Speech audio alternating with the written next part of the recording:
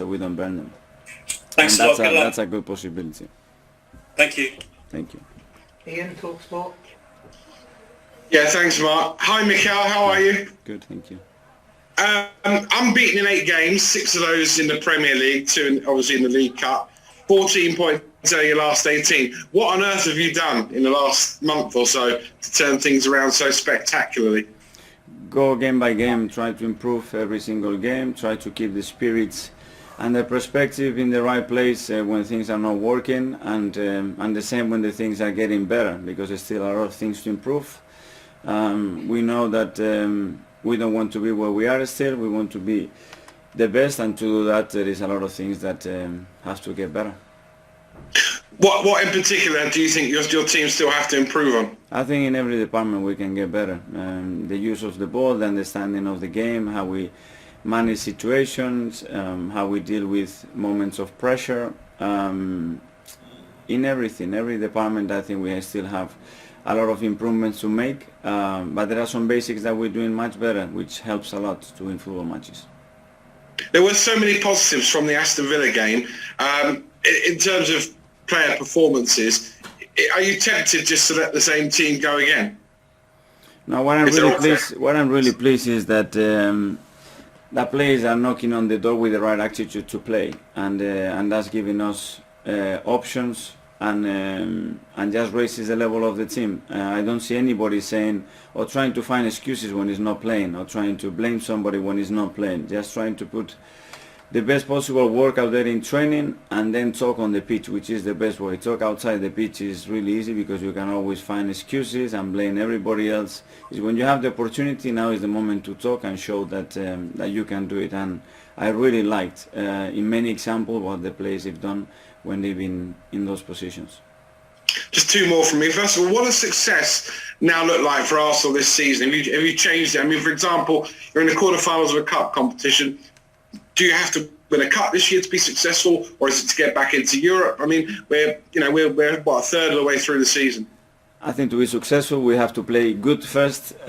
We have to be dominant, and we have to have the identity that we have in every single game, and compete, and we are a really difficult team to beat. And if that happens, we have a better chance. That would be the consequence, would be the success. But I just focus on the process and what is in our hand to try together.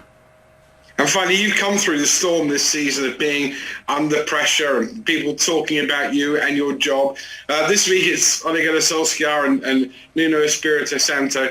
As a fellow manager, do you feel sorry when you see that, or do you think, well, thank goodness it's not me this week?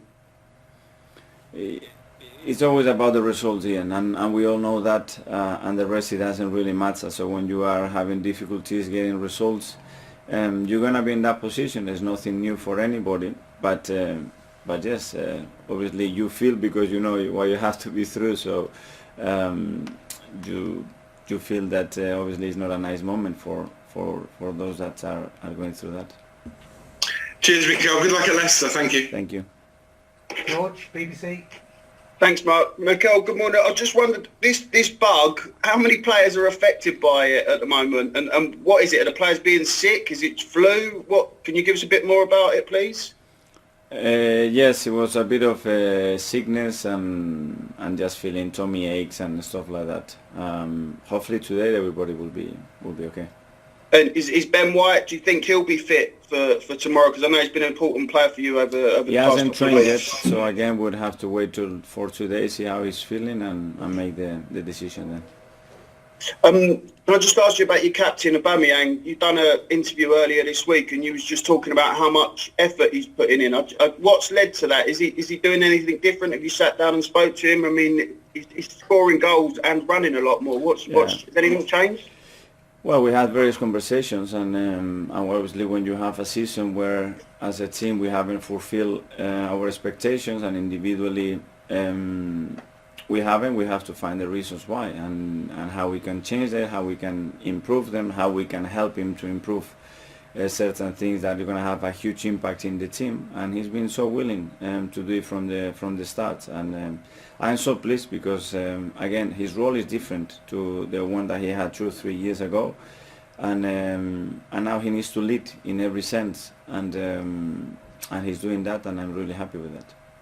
Is he enjoying it? This new role he's got, do you think? Because the goals, he's got 7 this season. He probably needs a few more in the league. But how has he responded to that when you had that chat with him? I think he is, and I think you can see on the pitch. He's playing with a smile on his face. He's transmitting energy, passion, willingness, and not only there, but outside the pitch as well. That's what he wants. A happy Oba is linked with his character, and that's why he's able to transmit to everybody, and that energy, it's always positive for the team. Can I just ask you about one Leicester player? What do you know about Patson Daka? He's had quite a start since he joined there. Have you been aware of him for a few years? Yeah, we've been aware of him, and I think again Leicester, they've been really strong and clever in their recruitment over the years. That's what they have been able to build the team that they have to them, and yeah, he looked a really strong player. Thanks. Good luck tomorrow. Thank you. Thank you. Nick, haters. Hi there, Mikel. Hi. If Ben White does come back into training as fit, presumably he will start alongside Gabriel on Saturday. Can you tell us what Ben has added to the side, added to the squad, and about how that partnership has developed? Well, we have different options, but obviously we wanted to recruit somebody that could straight away naturally adapt to the way that we want to play.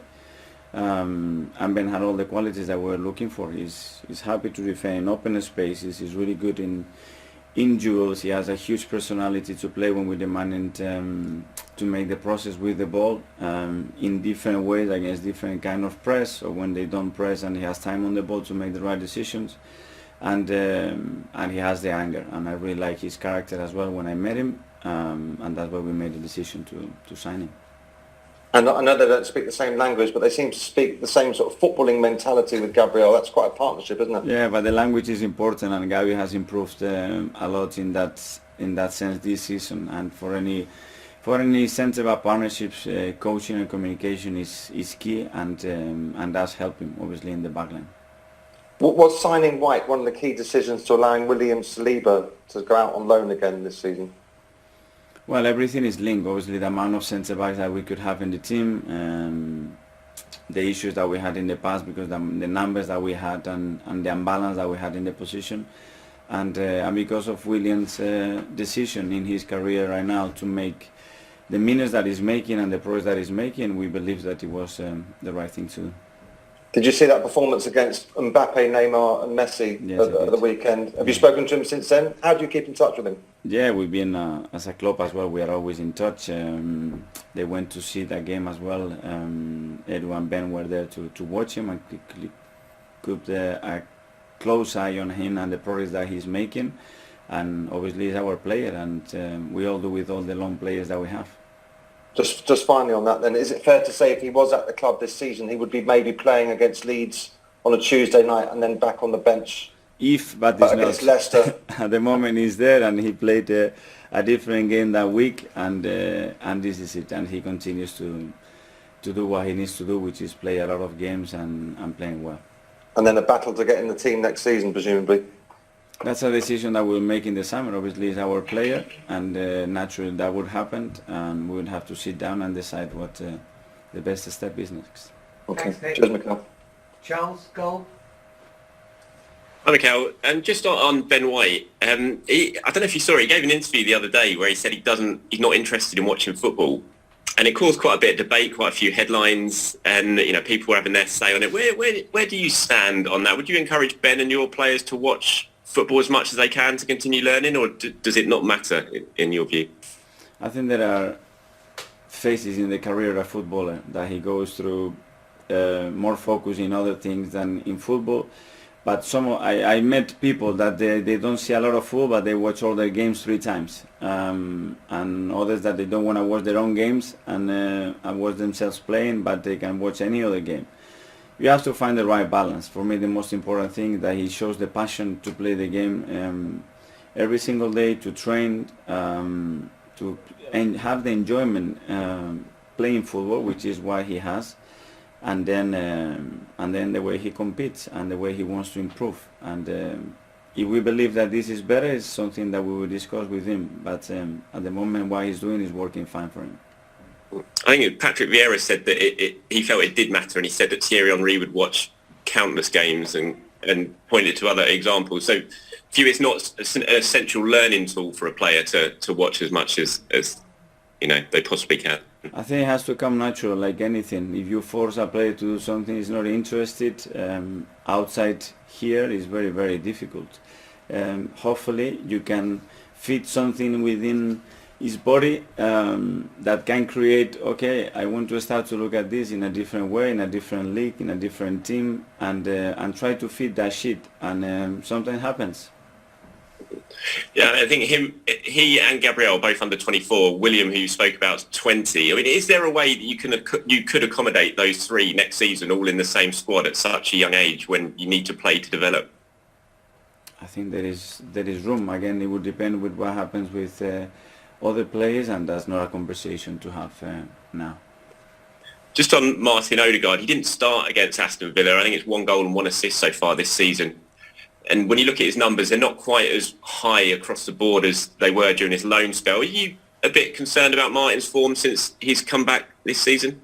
Well, he came back a little bit late. Don't forget that as well. And credit to him. He had an injury in pre-season. He picked up an injury as well the week before, so he's missed some games. And when he's played as well, I think he's done it in a really good level. But the numbers can change quickly. But the numbers, I don't think they are fair as well, because he's missed some games.